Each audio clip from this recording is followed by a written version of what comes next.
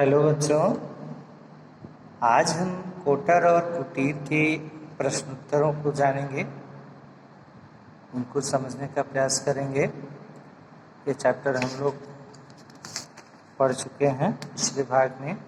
आज हम इसके प्रश्नोत्तर को देखते हैं।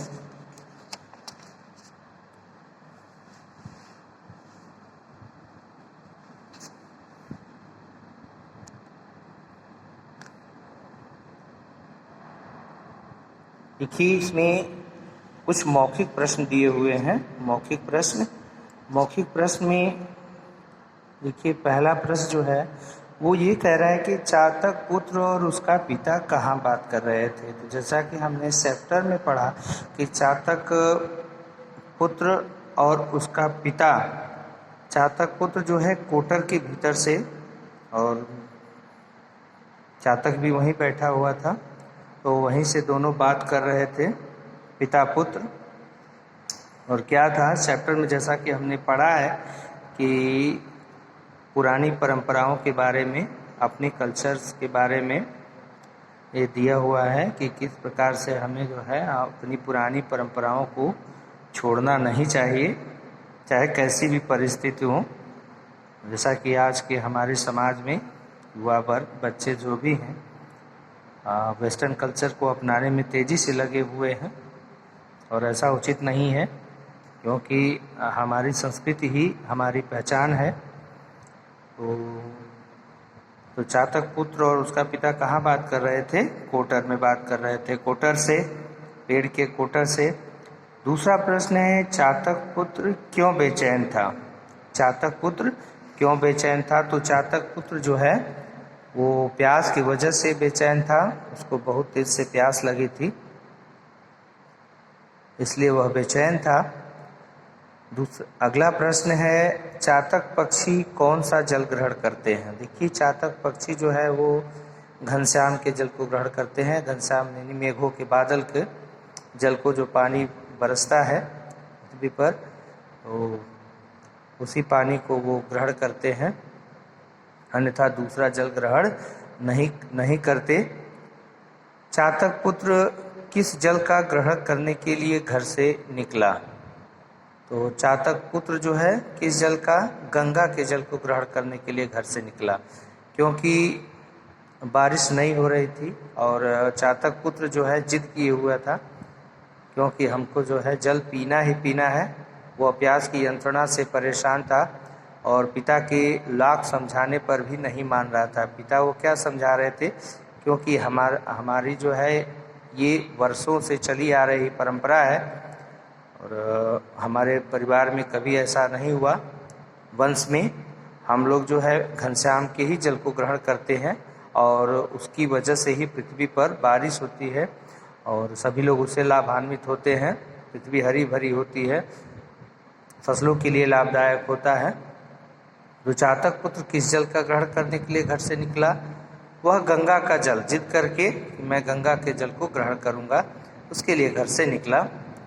बुद्धन क्यों लेटा रहता था? बुद्धन इसलिए लेटा रहता था क्योंकि उसको पक्षाघात की बीमारी, पक्षाघात बताया था मैंने, लकवा, पक्षाघात का अर्थ होता है लकवा। लकवा यानी व्यक्ति जब पैरालाइज हो जाता है, उसके शरीर जो है काम नहीं करते हैं, अंग जो है शिथिल पड़ जाते हैं, और वह पड़ा रहता है चारपाई पे, हिल डुल नहीं सकता। गोकुल ने महते से रुपए क्यों नहीं लिए? गोकुल ने महते से रुपए, महते मतलब मालिक, तो महते से रुपए क्यों नहीं लिए? क्योंकि गोकुल को अपने पिता द्वारा दिए गए संस्कारों का जो प्रभाव था उसके ऊपर, इसकी वजह से उसने रुपए नहीं लिए, क्योंकि वह अपने संस्कारों को, अपने पिता के द्वारा दिए हुए संस्कारों को मानता था, इसलिए उसने रुपए नहीं लिए। क्योंकि उसके पिता बुद्धन ने उसको समझाया था, बेटा परिस्थिति कैसी भी हो, किसी से मांगना नहीं चाहिए, चुराना नहीं चाहिए, मेहनत करके लेना चाहिए, कमाना चाहिए। और वही संस्कार थे जिसकी वजह से वह महते से रुपए नहीं लिए। ये तो आपके मौखिक प्रश्न थे। अब देखिए, लिखित प्रश्न में लघुत्तरी प्रश्न है। लघुत्तरी प्रश्न में पहला जो प्रश्न है, क चातक पुत्र के अधीर होने पर पिता ने उसे क्या समझाया? क्या समझाया था कि चातक पुत्र के अधीर, देखिए जब चातक को प्यास लगती है तो वह कोटर में से बोलने लगता है पिता कि अब तो जो है प्राण चोस तक आने को हैं, यानी प्यास की यंत्रणा से अब मैं परेशान हूँ, मेरे प्राण निकलने वाले हैं। तो वह अधीर हो जाता है। उस पर उसके पिता ने उसे समझाया कि हम मेघों के ही जल को ग्रहण करते हैं, घनश्याम के ही जल को ग्रहण करते हैं और इसी की वजह से बारिश होती है।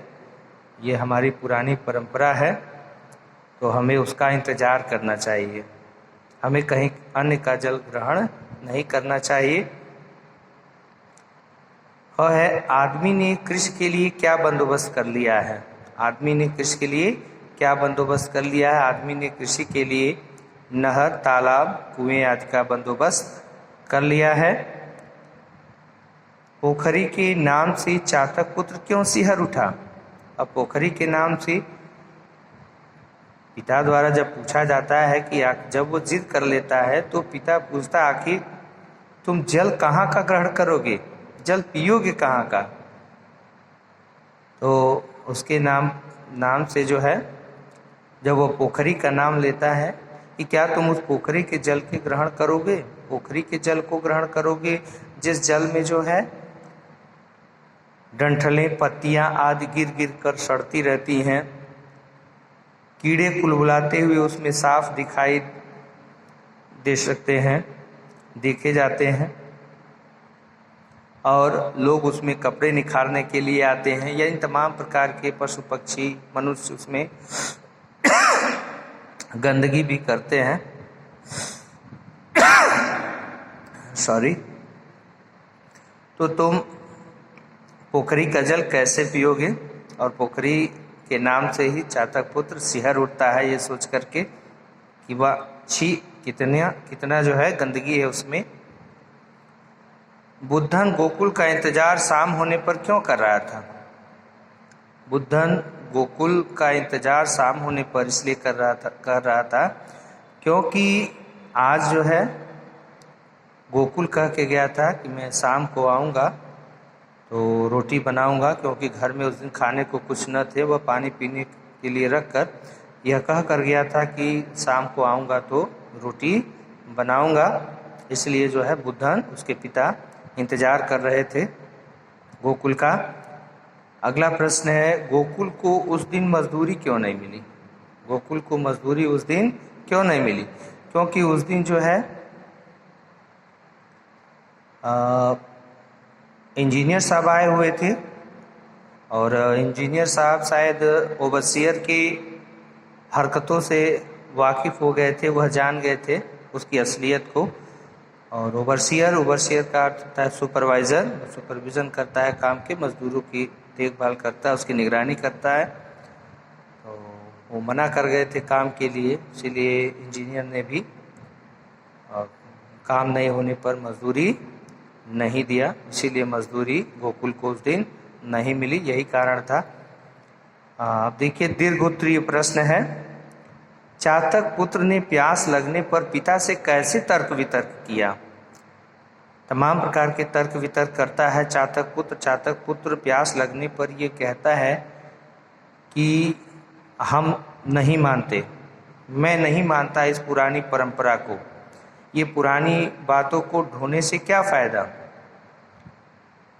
मैं ये नहीं मानता कि हम लोग जो है मेघों के ही जल को ग्रहण करेंगे, हमें प्यास लगी है, मैं कहीं का भी जल ग्रहण कर लूँगा, मैं इन सब बातों को नहीं मानता। पुरानी बातों में क्या रखा है? ये तो वही हो गया जिस प्रकार बांदरी जो है अपने एक मरे हुए बच्चे को चिपकाए हुए घूमती है। इसका क्या लाभ कि प्यास से जो है वो प्राण ही निकल जाए। इन तमाम प्रकार के तर्क वितर्क करता है वह। बटुआ मिलने पर गोकुल ने क्या किया?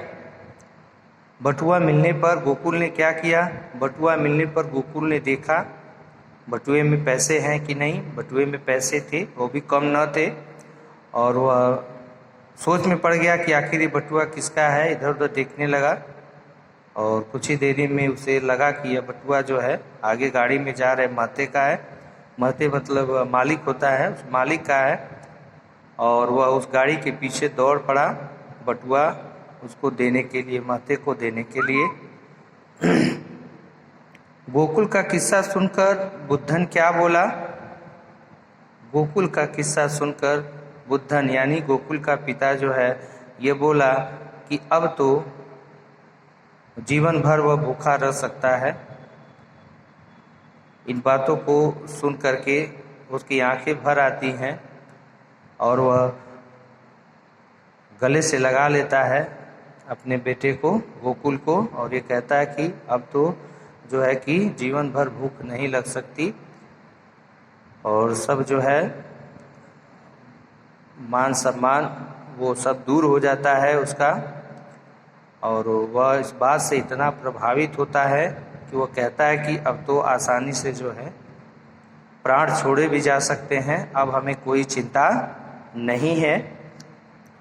देखिए अगला है आशय स्पष्ट कीजिए। आशय स्पष्ट करना है, इसका अर्थ बताना है आपको। भोजन का पूरा स्वाद और पूरी तृप्ति पाने के लिए थोड़ी सी क्षुधा सहन करना अनिवार्य ही नहीं आवश्यक भी है।